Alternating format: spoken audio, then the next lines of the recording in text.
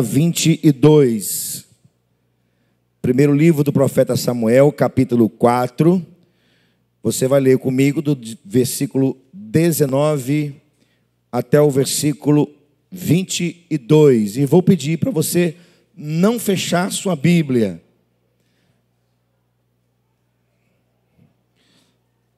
Anne vai colocando os textos que a gente vai citando depois aqui, mas eu gostaria que você pudesse acompanhar na sua Bíblia. Diz assim o texto sagrado do primeiro livro do profeta Samuel, capítulo 4, versículo 19 a seguir. Assim nos diz a palavra de Deus: estando sua nora, a mulher de Finéias, grávida, e próximo o parto, ouvindo essas novas, de que a arca de Deus fora tomada, e de que seu sogro e seu marido morreram, encurvou-se e deu à luz, porque as dores lhe sobrevieram. Ao expirar, disseram as mulheres que assistiam: não temas, pois tiveste um filho. Ela, porém, não respondeu, nem fez caso disso, mas chamou ao menino Icabor, dizendo: foi-se a glória de Israel. Isto ela disse, porque a arca de Deus fora tomada, e por causa do seu sogro e de seu marido. E falou mais: foi-se a glória de Israel, pois foi tomada a arca de Deus. Por favor, meu querido, minha querida, incline a sua cabeça e feche os seus olhos. Nós vamos falar com o nosso Deus mais uma vez, no nome de Jesus. Meu Deus, nosso querido Pai, nós não temos dúvidas nenhuma de que o Senhor ouviu nossas orações nesse lugar. O Senhor recebeu o nosso louvor, nossa adoração. E agora, Deus, por favor, estamos diante da Tua palavra e cremos que ela não está apenas diante dos nossos olhos. Ela está diante, ó Deus, de nossas almas, de nossas mentes, dos nossos corações. Então, Senhor, use de bondade, de misericórdia e de muita graça e fale conosco por meio da Tua palavra, no nome de Jesus. Amém e amém. Glória a Deus. Eu quero falar nessa noite sobre os perigos de vivermos um Icabor. Se fôssemos perguntar a história, fizéssemos algumas perguntas à história, e fizéssemos as seguintes perguntas à história. História, o que houve com a Ásia Menor, hoje Turquia, lugar que o Evangelho se expandiu rapidamente, a começar pela pregação do apóstolo Paulo. O que houve com esse lugar, história? A história responderia: houve um Icabor. Se fôssemos perguntar a história, o que houve com a Europa?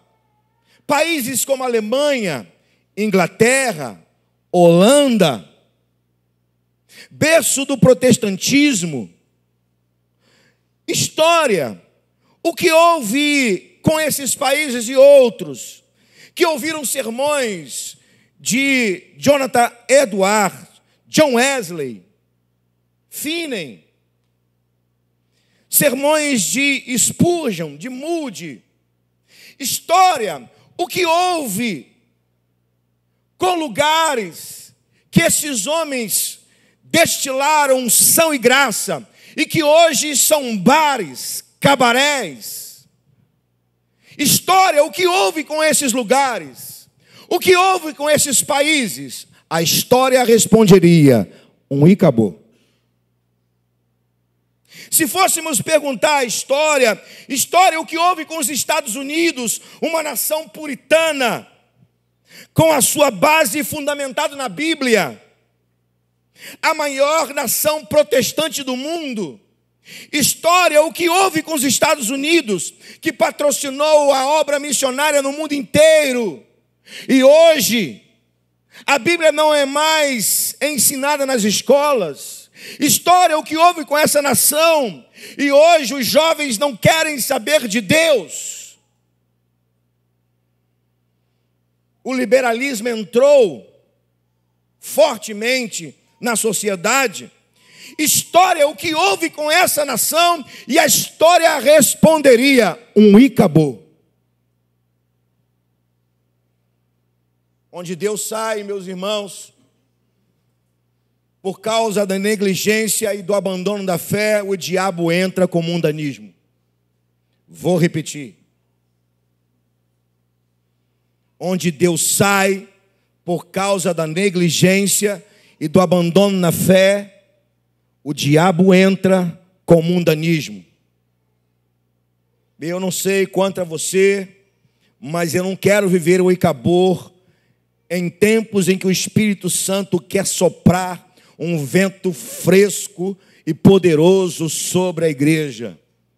Eu não sei quanto a você que está aqui nessa noite, você que está ouvindo essa palavra online ou depois a ouvirá. Eu não sei quanto a você, mas eu não quero viver um Icabô em um tempo em que o Espírito Santo quer soprar um vento fresco e poderoso à igreja de Jesus. Mas o que é um Icabô? Para entendermos o significado dessa palavra Icabô, é preciso nós entendermos o significado da palavra cabô ou cabode. Cabode é o mesmo que abundância. Essa palavra cabode é uma palavra hebraica que significa abundância. Mas talvez a simples definição da palavra cabode não é suficiente para clarear um pouco mais a nossa mente. Não seja suficiente para alargar um pouco mais o nosso pensamento para ouvirmos ou continuarmos ouvindo a palavra de Deus. Para tanto, a gente precisa ir a João capítulo 10, versículo 10, que Jesus vai dizer: eu vim, o diabo vem para matar, roubar e destruir, mas eu vim para que tenham vida e vida em cabode, vida em abundância. Entendendo então o que significa cabode, ou seja, a abundância, e a abundância é o mesmo que viver acima do que é comum, o que é extraordinário. Entendendo o que é cabode, nós vamos entender o que significa Icabode. Esse prefixo I é uma negativa, uma negação, ou seja, Icabode significa dizer que não há abundância, que não existe o que é extraordinário. O extraordinário deixou de existir, a abundância não existe mais. Diante disso, eu quero perguntar a vocês que estão aqui nessa noite: você vive um cabode ou você vive um Icabode?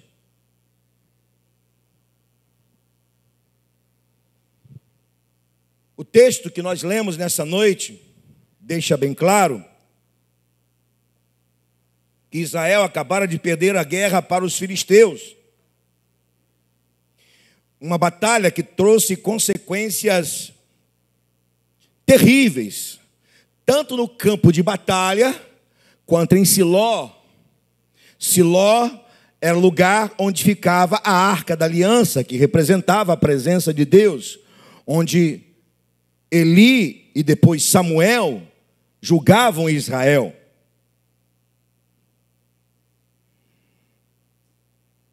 Nesse lugar aconteceu então esse Icabode, dito aqui pela nora de Eli, quando soube da notícia de que seu esposo morreu na guerra, Finéias, e também o seu sogro Eli, que morrera depois que soube da notícia de que Israel perdeu a guerra para os filisteus e que a arca da aliança fora tomada pelos filisteus.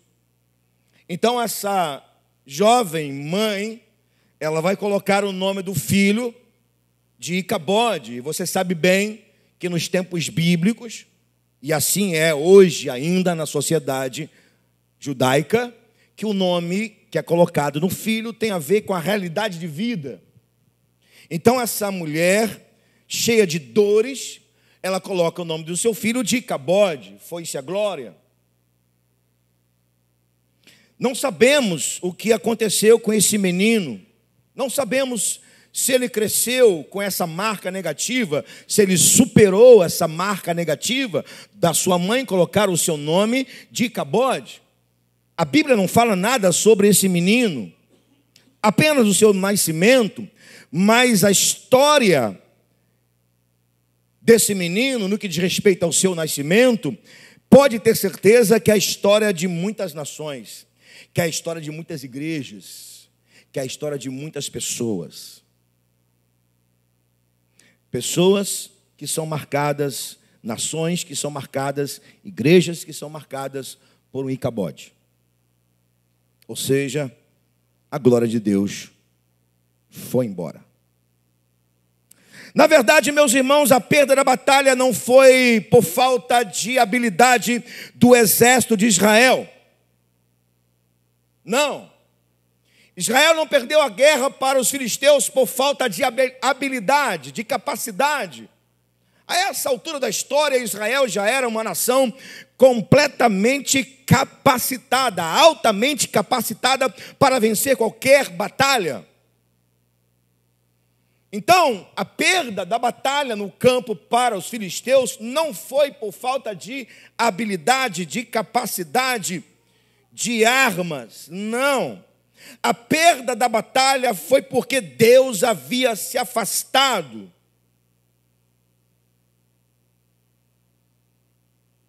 Isso quer dizer que muitas das nossas derrotas da vida, quando elas acontecem, não são por falta de nossa capacidade ou de recurso da nossa parte. Você está ligado na palavra? Diga amém. Então vamos continuar. Muitas batalhas que nós perdemos não é por falta de habilidade, de capacidade ou dos nossos recursos. Muitas batalhas que nós perdemos é porque Deus não se encontra nela.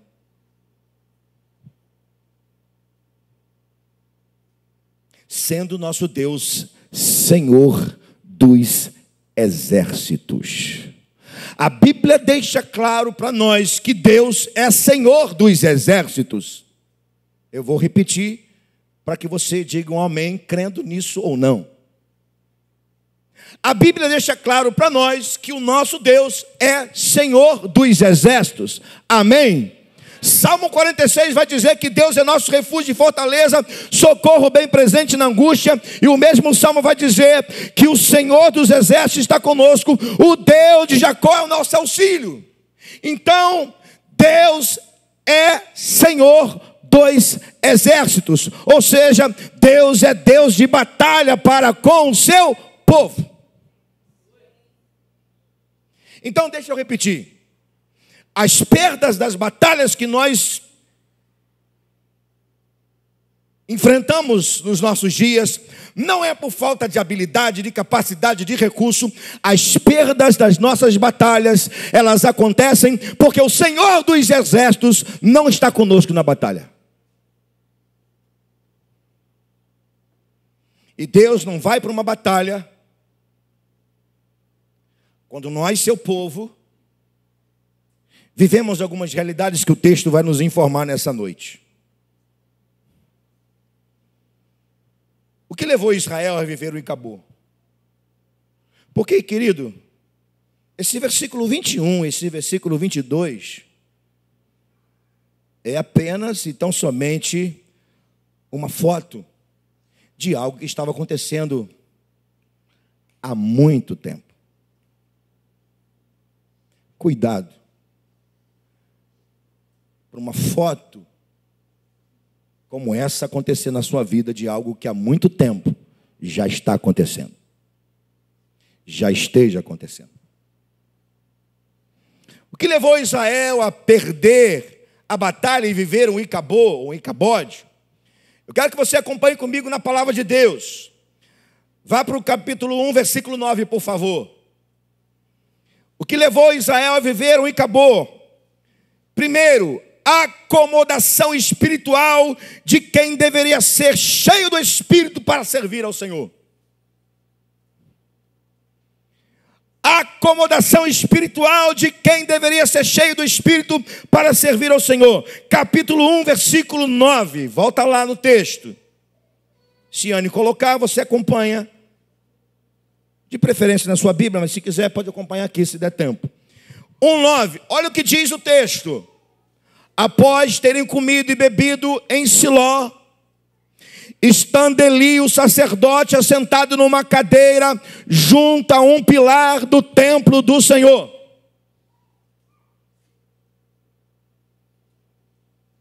Aqui no texto, NVI. Então vou ler na versão NVI. Certa vez, quando terminou de comer e beber em Siló, estando o sacerdote Eli sentado numa cadeira junto à entrada do templo, do santuário do Senhor, Ana se levantou. Pastor, o que isso tem a ver com o Icabode? O que isso tem a ver com a história? A história de Eli, o sacerdote, começa na Bíblia em uma cadeira e termina em uma cadeira.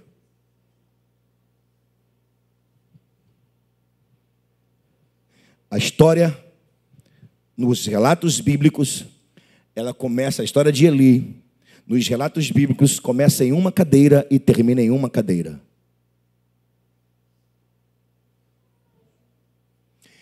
Curioso que o nome Eli significa ascensão.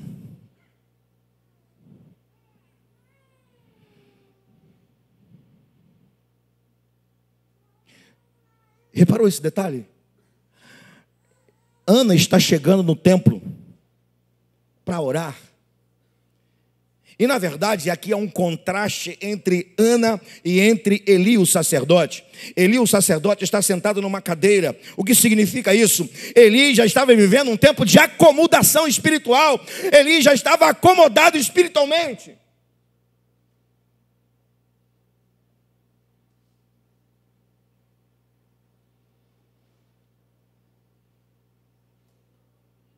A gente vai encontrar na Bíblia algumas referências à cadeira. Por exemplo, a mulher sulamita, ela deu para Eliseu uma cadeira, um candelabro, uma mesa. Para quê? Para Eliseu sentar e preparar os seus sermões, meditar na palavra. Mas essa cadeira aqui de Eli, ela não é uma cadeira de alguém que está sentado, meditando na palavra, dando um tempo de meditação na palavra. Essa cadeira aqui é uma cadeira de acomodação.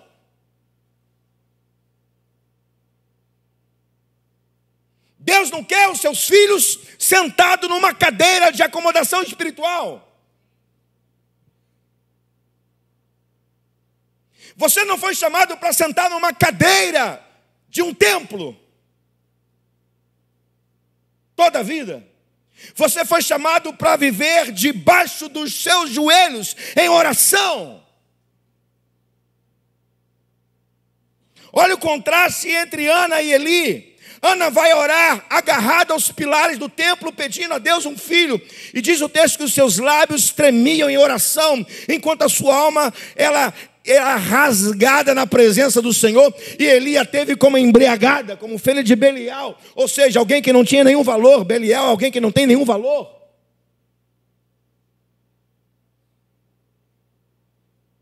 Ana está movendo os seus lábios e ela está falando com Deus, cheia do Espírito. E Eli está sentado numa cadeira, acomodado. E ele levanta da cadeira para criticar.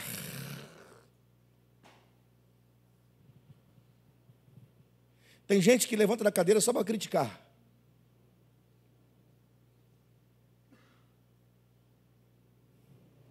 Não levanta da cadeira para orar. Não levanta da cadeira para evangelizar, não levanta da cadeira para discipular, não levanta da cadeira para dar assistência a alguém, para abençoar a vida de alguém.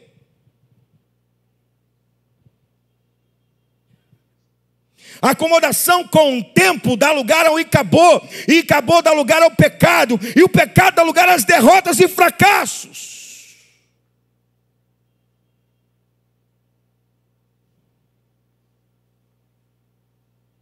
Pega a história de Eli. Se você acha que não é isso, olha o texto. Os registros bíblicos vão mostrar que ele começa a sua vida na cadeira, ele termina na cadeira. Quando ele recebe a notícia de que seu filho morreu, que a arca foi tomada, ele estava sentado em uma cadeira.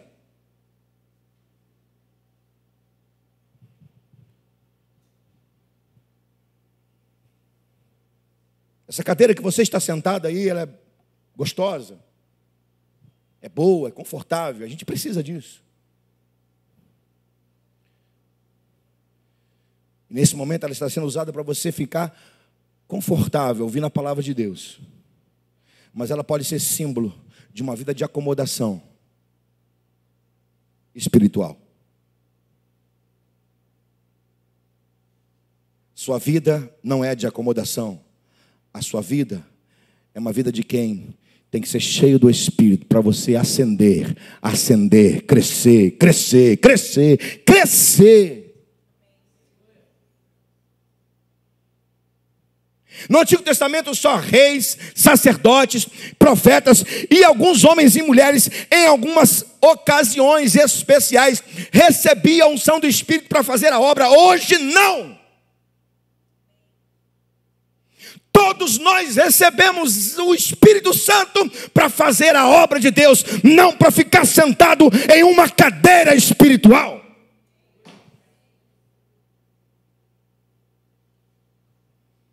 A acomodação vai levar ao Icabô.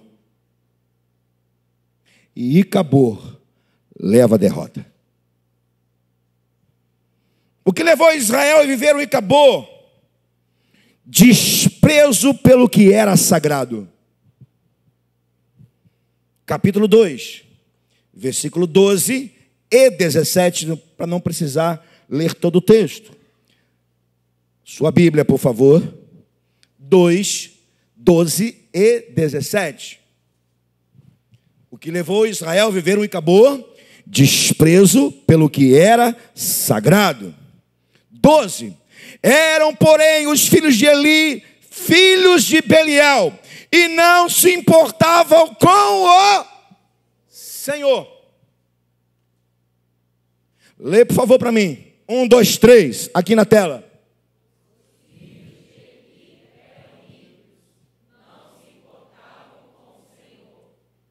Versículo 17. Era, pois, muito grande o pecado dos moços perante o Senhor, porque eles desprezavam a oferta do Senhor.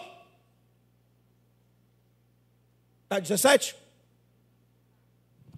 Lê, por favor. 1, 2, 3.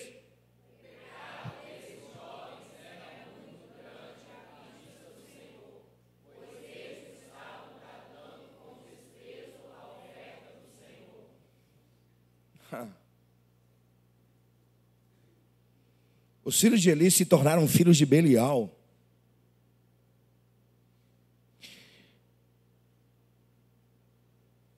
Salafrários, inúteis, desprezíveis, incrédulos. O temor já não existia mais nos corações. Reparou nesses dois textos que nós acabamos de ler?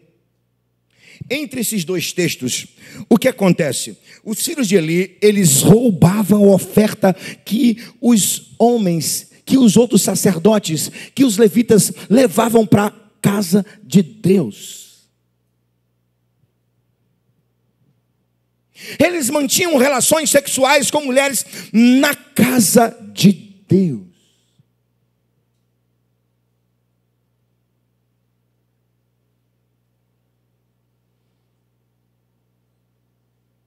E quando alguém resolvia pegar a oferta de volta, dizia: se você não dá, a gente pega a força. Está escrito no texto, não estou dizendo, e nem inventando.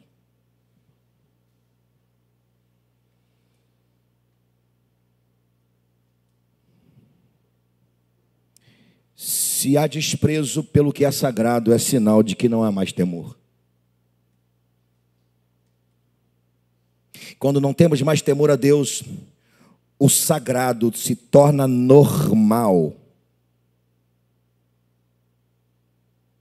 Com o tempo, o normal se torna desprezível.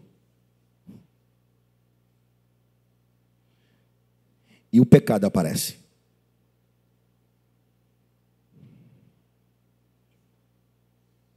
Eli não repreendia os seus filhos.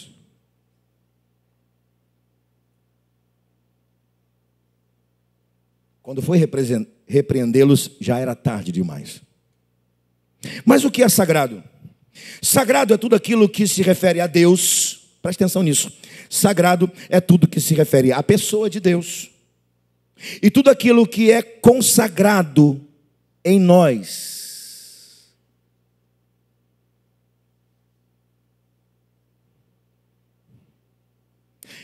Eu ousaria dizer que sagrado é tudo aquilo que nós usamos para o louvor da glória de Deus. Então, o sagrado tem a ver com a pessoa de Deus, com aquilo que Ele consagrou, e tudo aquilo que nós usamos para a glória de Deus. Isso aqui é sagrado. Isso aqui é sagrado. Por quê? Porque está sendo usado para a glória de Deus. Você é sagrado. Os dons que você recebeu são sagrados. A capacidade que você recebeu, ela é sagrada.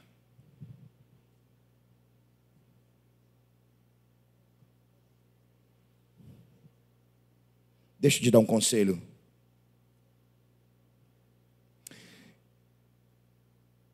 Não menospreze o que é sagrado.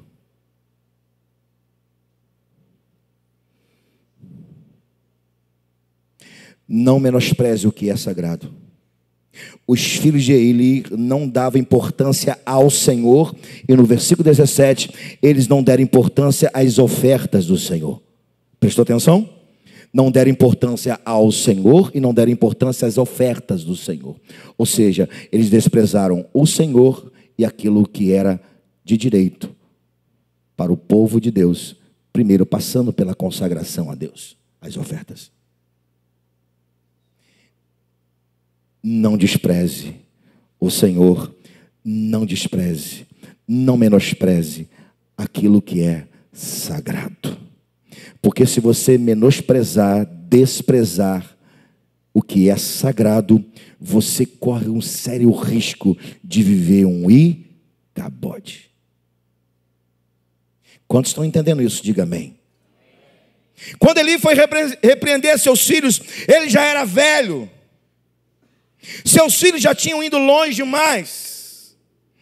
E o texto diz que os filhos de Eli fecharam os ouvidos para a repreensão do pai.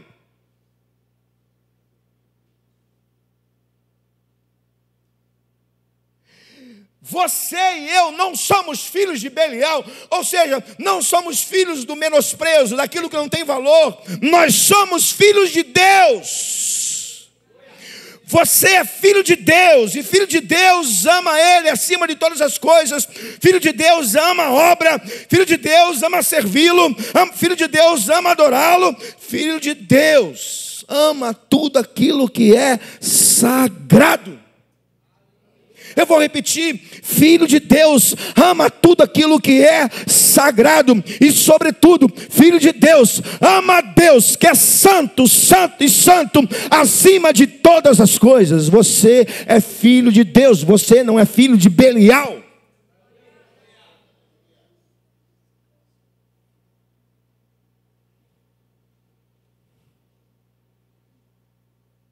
O que levou Israel a viver um Icabode?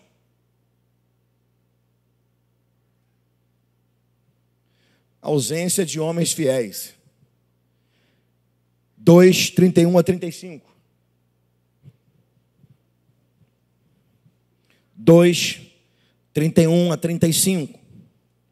Acompanhe comigo, por favor.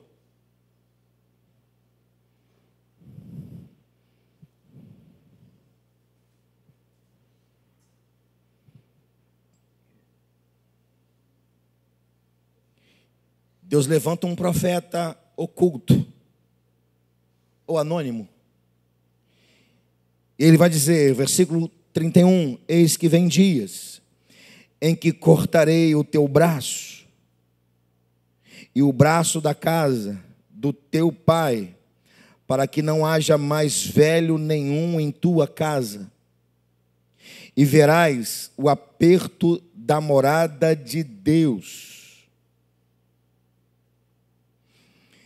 Há um tempo com o bem que fará Israel, e jamais haverá velho em tua casa. Prosseguindo a leitura do texto. O homem, porém, de tua linhagem, a quem eu não afastar do meu altar, será para te consumir os olhos e para te entristecer a alma. E todos os descendentes da tua casa morrerão na flor da idade. Deixa eu parar a leitura de texto para dizer a você que o final de todo Icabor é morte. E eu não estou apenas e tão somente falando de morte, de perda da existência. Morte é tudo aquilo que é separação. Continuando a leitura do texto.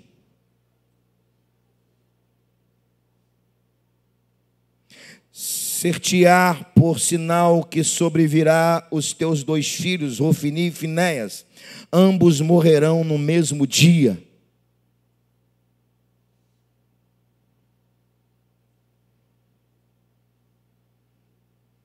Você sabe que Deus tem um cálice? Aliás, tem 2 cálices. A gente convive com a realidade de 2 cálices. Um cálice é o cálice da justiça. Outro cálice é o cálice da graça. E quem enche esses cálices? Nós.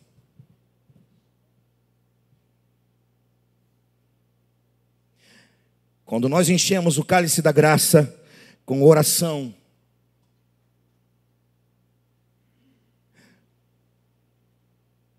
com anseio pela presença de Deus, com amor, com dedicação à obra, com sacrifício, com submissão, carregando a cruz, perdoando. Uma hora Deus vai derramar o cálice. E quando Deus derramar o cálice, o poder, a graça e a glória dele vem sobre nossa vida. Mas quando nós enchemos o cálice da justiça com pecados, com negligência, com reclamação, com insubmissão, com desobediência, com negligência, quando o cálice de Deus transborda, não tem jeito, Deus vai vaticinar um juízo. O que está acontecendo com os filhos de Eli é um cálice da justiça transbordando, não tem mais jeito. Deus não conseguia olhar para os filhos de Eli, fidelidade.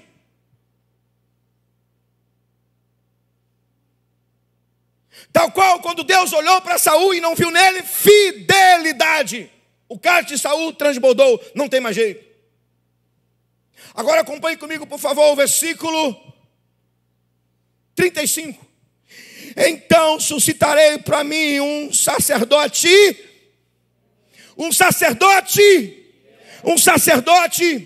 Ei, igreja, rompe essa frieza em nome de Jesus e diga o que está escrito no texto. Um sacerdote fiel.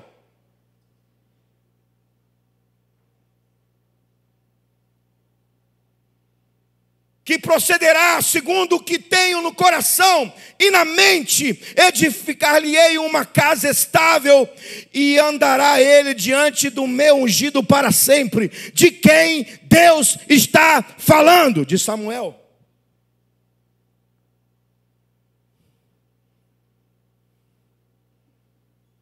Deus está procurando homens e mulheres fiéis. E o texto está dizendo para nós que característica é um homem fiel, uma mulher fiel. O homem fiel, uma mulher fiel, ele tem um coração segundo o coração dele, tal qual era o coração de Davi.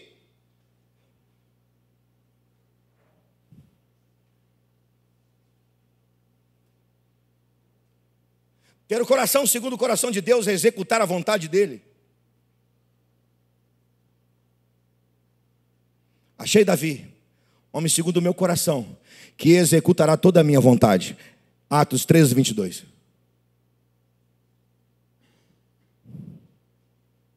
Homem e mulher fiel ou fiéis. O interior é tomado por Deus. É isso que o texto está dizendo. Eu vou encontrar alguém tão fiel, que o seu interior será tomado por mim. Aleluia.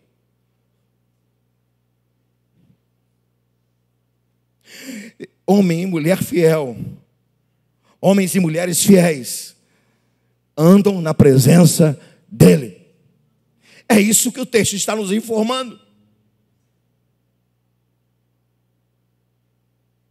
Na presença de quem? Do ungido. E quem é ungido? Aqui historicamente é Davi, mas no plano de Deus é Jesus. Homem e mulher fiel anda na presença do ungido que é Jesus.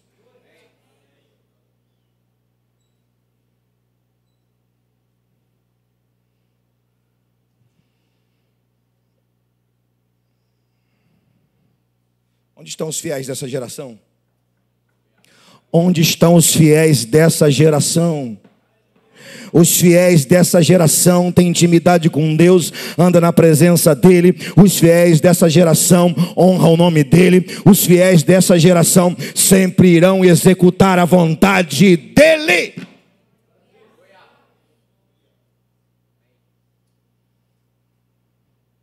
E eu espero que Deus nessa noite esteja encontrando aqui nessa casa homens e mulheres fiéis. Fiéis, fiéis. Diga forte, por favor. Quem é fiel a Deus? No nome de Jesus, irmão, rompa essa frieza em nome de Jesus. Diga: quem é fiel a Deus? Jamais, jamais, jamais viverá um Icabode. Aleluia!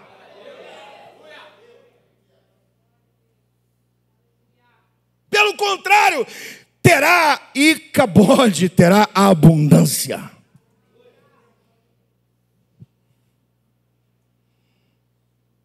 O que levou Israel a viver um Icabode?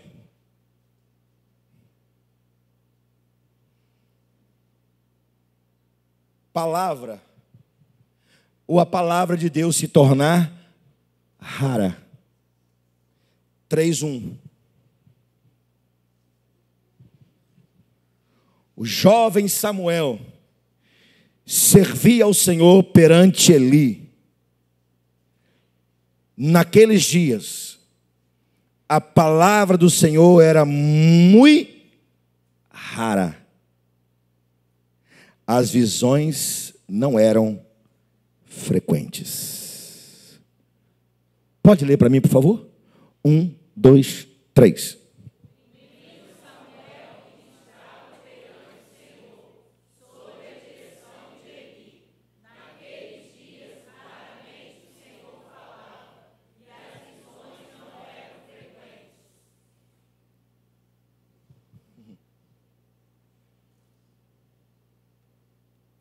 Esse é o último perigo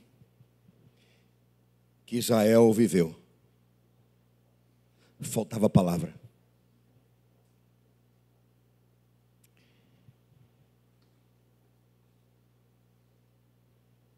E quando falta palavra, chega e acabou. Perceba que o texto se mistura. Há uma mistura. Isso é de propósito da parte do Senhor. Há uma mistura da informação de que naqueles dias a palavra de Deus era muito rara e que não havia visões, e não tinha visões porque não tinha profeta fiel. Há uma mistura entre a informação de que a palavra era rara, não tinha visões, com a ascensão, com a vida, com a história de Samuel.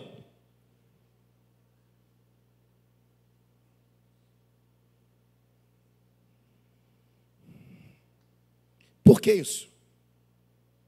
Por que Deus está mostrando, através do texto, essa mistura da informação de que não havia palavra rara, as visões não eram manifestas, com o jovem Samuel que servia ao Senhor? Por quê? Porque Deus não suporta a ausência da sua palavra. Eu vou repetir. Porque Deus não suporta a ausência da sua palavra. Quando falta a palavra, o povo perece por falta de conhecimento.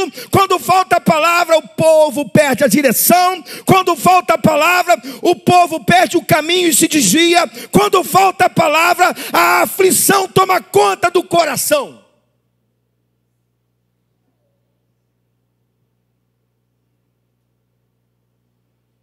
O salmista, no Salmo 119, que é o salmo que fala da palavra, no versículo 107, vai dizer: meu coração está muito aflito.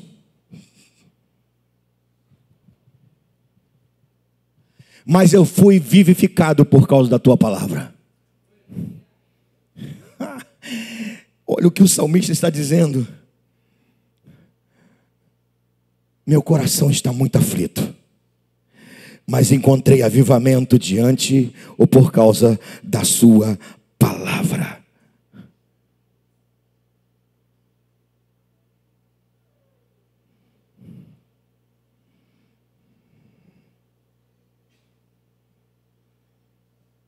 Eu vou repetir algo que disse algum tempo atrás, não sei em que momento. A sensação que eu tenho é que a nossa geração pegou a palavra, a Bíblia, e deu na mão dos pastores. Permita aqui, pastor Fred, por favor. Eu sou dessa geração que a palavra é rara. Não, isso não é para mim. Toma, pastor. É você que é responsável para meditar, para mergulhar, para entender. Eu não quero saber. Obrigado, pastor.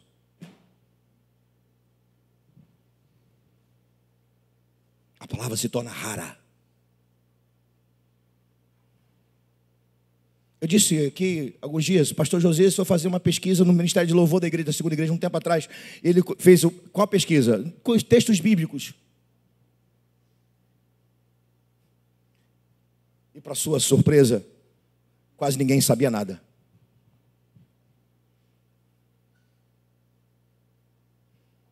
Botaram lá 40 discípulos de Jesus, alguma coisa desse gênero. Deixa eu dizer uma coisa séria para você. A palavra de Deus não é coisa de pastor não, tá? É claro que o pastor ele precisa de uma escola teológica. É claro que o pastor precisa meditar na palavra, estudar a palavra. Meu primeiro retiro de pastores, 2003, pastor Pascoal Piragini Júnior, pastor da primeira igreja batista em Curitiba. Ele pregou só sobre Moisés. E eu não esqueço do que ele falou no seu primeiro dia. Ele disse assim: pastor, o dia que você abrir a sua Bíblia para apenas preparar sermão, você está sendo desonesto com Deus e com a igreja de Jesus.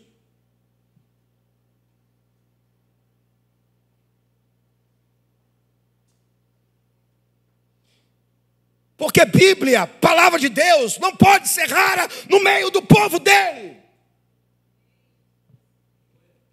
Porque se a palavra de Deus for rara no meio do povo dele, nós vamos viver um Icabode.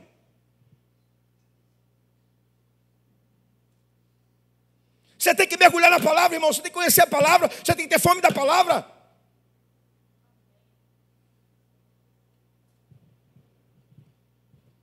Eu tenho saudade, isso não é saudosismo, é saudade, dos tempos em que nós estudávamos realmente a palavra de Deus.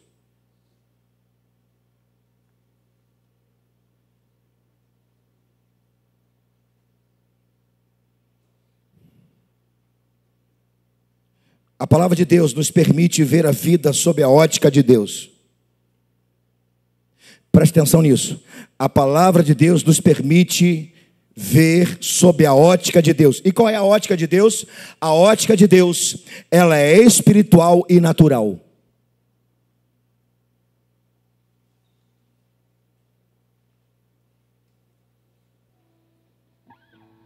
Quando você mergulha na palavra, você vê o mundo, as coisas pela ótica de Deus. Você vê o natural e você vê o espiritual ou oculto, o escondido. Diga comigo, por favor.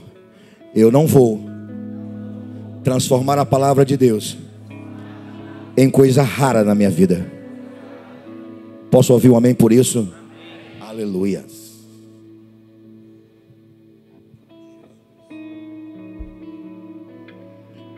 O que trouxe avivamento para Israel em meio a Icabô não é outro sermão, é continuação. Você não vai precisar ler a Bíblia, mas eu quero que você atente, por favor. Há um Icabode nesse tempo,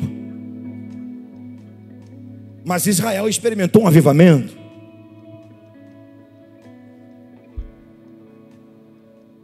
Então, o que trouxe avivamento para Israel em tempo de Icabode? Em primeiro lugar, gente que permaneceu ligado e envolvido com Deus de perto, mesmo o povo estando vivendo de longe. Aleluia! De quem a Bíblia está falando? De Samuel. Depois você lê o capítulo 7, já estamos no capítulo 7. Ou seja, do capítulo 4 ao capítulo 7, 20 anos se passaram. E nesses 20 anos de Icabode, alguém permaneceu na presença de Deus e envolvido com Ele. Esse alguém é Samuel. Pode passar 2 anos, 3 anos, 10 anos, 20 anos. E se um Icabode estiver perto de você, você não vai viver. Por quê? Porque você vai se envolver com Deus e você não vai sair da presença dEle.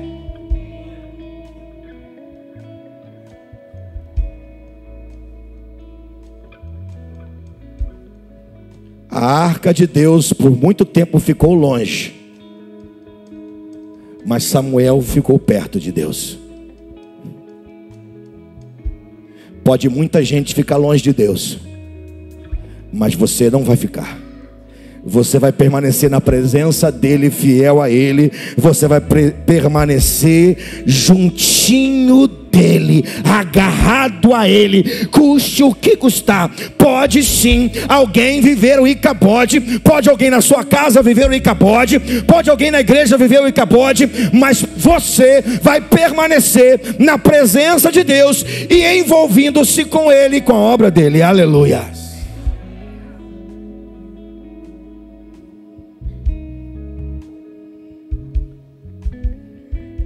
Em segundo lugar, o que viveu Israel em um tempo de Icabode, ou seja, como foi esse avivamento? Chegou um tempo que não houve mais corações divididos. Capítulo 7, 3 a 6, eu não vou ler. Samuel percebe que havia lamentações do povo feitas a Deus. O povo começou a buscar a Deus com sinceridade. O povo todo começou a orar. O povo todo começou a buscar. O povo todo se submeteu. O povo todo começou a confessar pecados dos seus pais.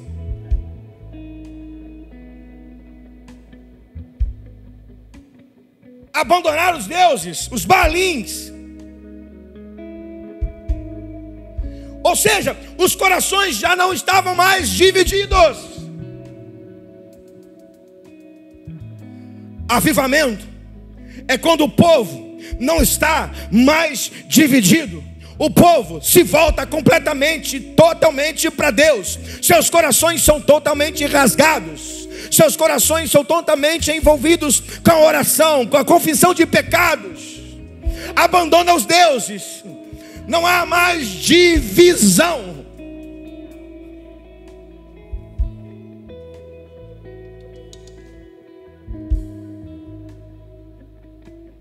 Em terceiro lugar, o que Israel experimentou avivamento em tempos de Cabode. A crise sai e dá lugar à confiança no Senhor. Aleluia! 7 a 11 do capítulo 7.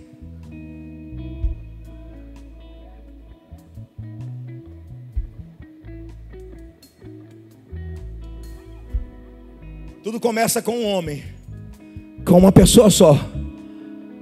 Isso contagia o povo. Deus não precisa de muita gente, só precisa de um para espalhar avivamento. Só precisa de um. Começou em Samuel.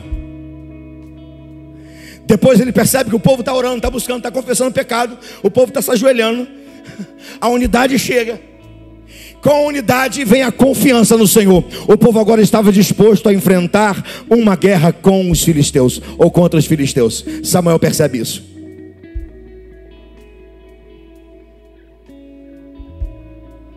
A confiança voltou. A crise dá lugar à confiança. Quando experimentamos um avivamento, a gente confia em Deus, que as nossas batalhas serão vencidas por Ele. O texto vai dizer no capítulo 7 que Deus vai dar um grande estrondo. Em um momento só, em um instante só, os filisteus são vencidos. Mas antes de Deus dar um grande estrondo e derrotar os filisteus, o povo confiou nele. Deus vai agir, Deus vai fazer, Deus vai provocar um estrondo, Deus vai amarrar, Deus vai derrotar o inimigo. Mas antes você tem que confiar nele. Você tem que confiar nele. Você tem que confiar nele.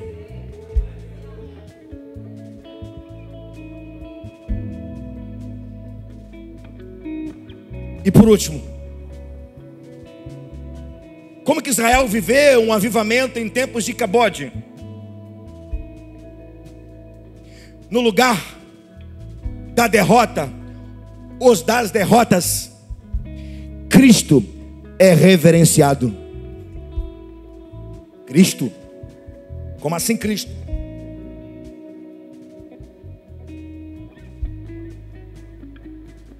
O texto diz que Samuel pega uma pedra e coloca entre Mispa e Sem. Por que a Bíblia está dizendo que Samuel pegou uma pedra e a colocou entre Mispa e Sem? Primeiro, essa pedra era chamada pedra do socorro. Segundo, aquele lugar entre Mispa e Sem foi o lugar da derrota. Foi o lugar que a Arca da Aliança foi tomada. Ou seja, entre Mispa e Sem, ou seja, desculpa a redundância, no lugar da derrota, da desgraça, do Icabode, Cristo, a pedra do socorro, foi estabelecido. Você vai viver um avivamento quando no lugar do seu fracasso, da sua derrota, você colocar Cristo. Eu vou repetir porque eu acho que você não entendeu nada. Você vai viver um avivamento quando no lugar da sua derrota, da sua tristeza, do seu fracasso, você colocar o socorro bem presente, que é Cristo. A pedra angular, a pedra forte, que é Jesus Cristo. Aleluia.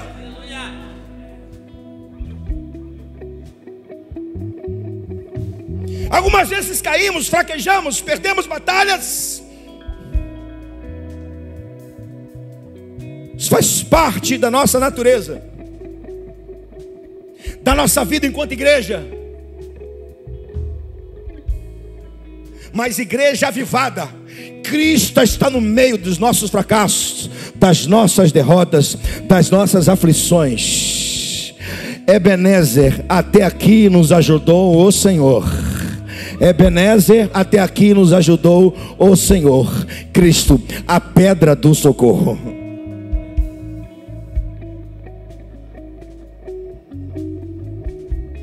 Eu quero terminar te afirmando no nome de Jesus. E eu quero terminar não no texto de 1 Samuel, e sim no texto de João 10. Quer receber? Diga amém. Quer receber? Diga amém. O diabo não vai matar a sua santidade e a sua intimidade com Deus. Vou repetir. O diabo não vai matar a sua santidade e a sua intimidade com Deus. Ele veio para matar, mas ele não vai matar a sua santidade e a sua intimidade com Deus. O diabo não vai roubar a sua autoridade.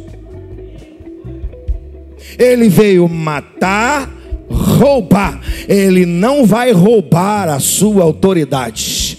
Lá no deserto, quando Jesus está sendo tentado pelo diabo, o diabo vai dizer assim: olha aqui, eu te dou todos os reinos se você prostrado me adorar, porque foi me dado.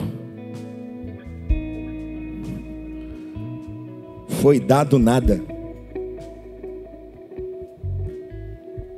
A autoridade foi roubada de Adão. Ninguém deu autoridade para o diabo, ele roubou de Adão. Mas Jesus a devolveu aos seus discípulos. Eu vou repetir: o diabo roubou a autoridade de Adão, mas Jesus devolveu aos seus discípulos. Você não está convencido? Então vou citar as palavras de Jesus: eu vos dei autoridade para pisar em serpentes e escorpiões. Você não está convencida não, irmão? Você não está convencido que o diabo não vai roubar a sua autoridade? O diabo roubou a autoridade de Adão por causa do pecado, mas Jesus Cristo, o último Adão, devolveu a autoridade à igreja. E a igreja é você.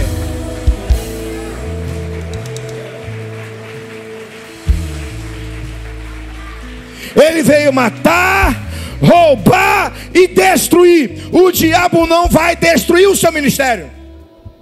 O diabo não vai destruir os seus sonhos. O diabo não vai destruir a sua família.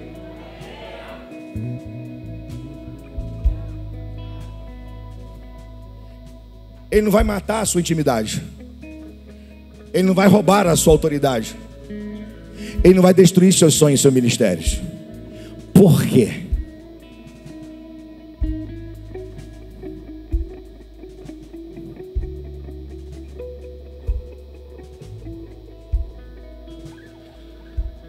O diabo veio para matar, roubar e destruir. Mas o Filho de Deus veio para desfazer as obras do diabo.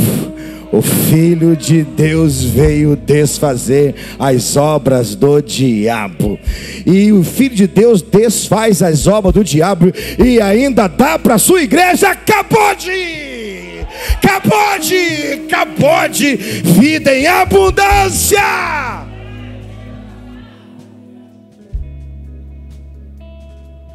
Mas só para quem crê. Desculpa te desapontar, só para quem crê e obedece.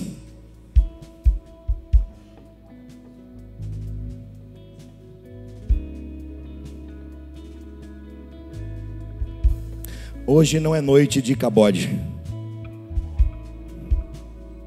Hoje é noite de cabode.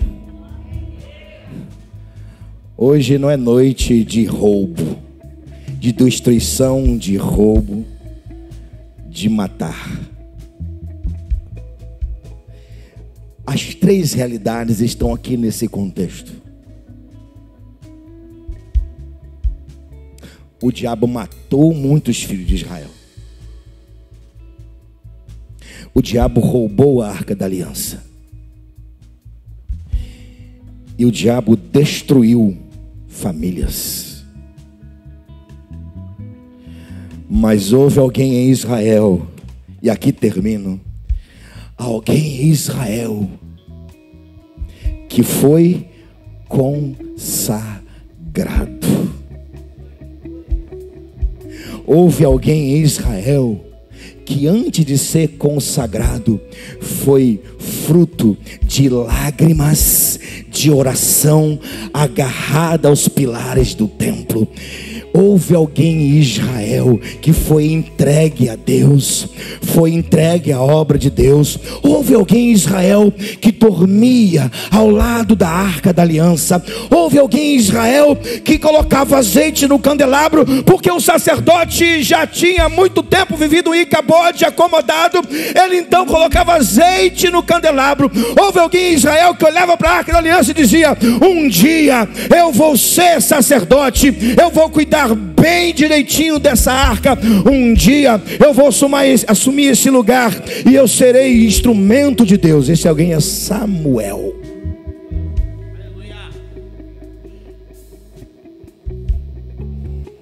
Alguém que sempre viveu Icabode. Vida em abundância. Vida em abundância, querido, não é muito dinheiro na conta. Vida em abundância não é casa na praia. Vida em abundância não é o carro bem ajustadinho, bonitinho, cheirosinho. Aliás, para ficar mais cheirosinho, é bênção, é para a glória de Deus. Traga, por favor, no próximo sábado para a moçada aqui lavar. Mas vida em abundância não é carro cheirosinho, limpinho. Vida em abundância não é você desfilar por aí com roupa nova. Se você tiver roupa nova, pode andar perfeitamente para a glória de Deus. Vida em abundância é Jesus na nossa vida o tempo todo. Aleluias.